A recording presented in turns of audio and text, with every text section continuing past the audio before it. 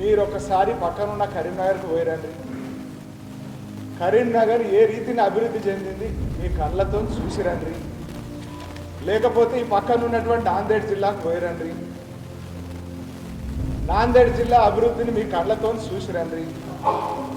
అసలు మీరు గల్లీలు తిరిగి రానయ్యా? ఏ విధంగా ఉందయ్యా? ఏ అభివృద్ధి అయ్యా మీరు సాధించింది? ఇన్నిసార్లు ప్రజలు అధికారం ఇస్తే రాష్ట్రంలో అధికారంలోకి వచ్చి మంత్రి పదవులు నిర్వహించి కేంద్రంలో మీరే అధికారంలో ఉన్నారు, రాష్ట్రంలో మీరే అధికారంలో ఉన్నారు, అనేక పర్యాయాలు మంత్రిగా ఉన్నారు. ఏందయ్యా మీరు ఒరగబెట్టింది నిజామాబాద్ ప్రజలకు? నేను అడుగుతా ఉన్నాను.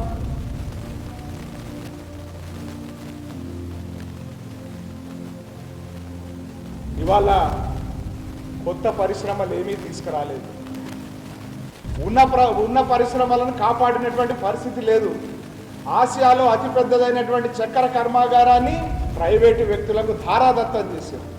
తెలంగాణలో మిగిలినటువంటి ఏకైక కోఆపరేటివ్ షుగర్ ఫ్యాక్టరీని నడిపించేటువంటి దమ్ము లేదు.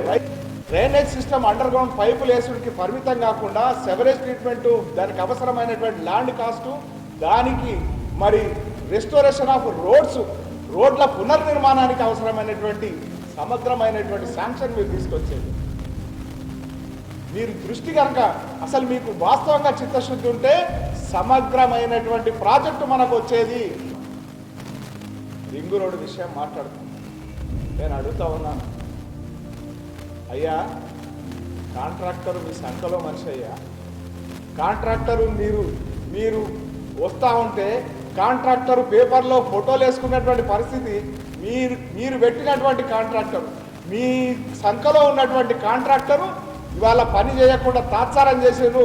తప్పనిసరిగా అధికారులను ఒత్తిడి తీసుకొచ్చి ఈ యొక్క పనులు వేగవంతం చేయాలని ఒత్తిడి తీసుకొచ్చే ప్రయత్నం స్థానిక శాసనసభ్యుడిగా మేము చేస్తా ఉన్నాం.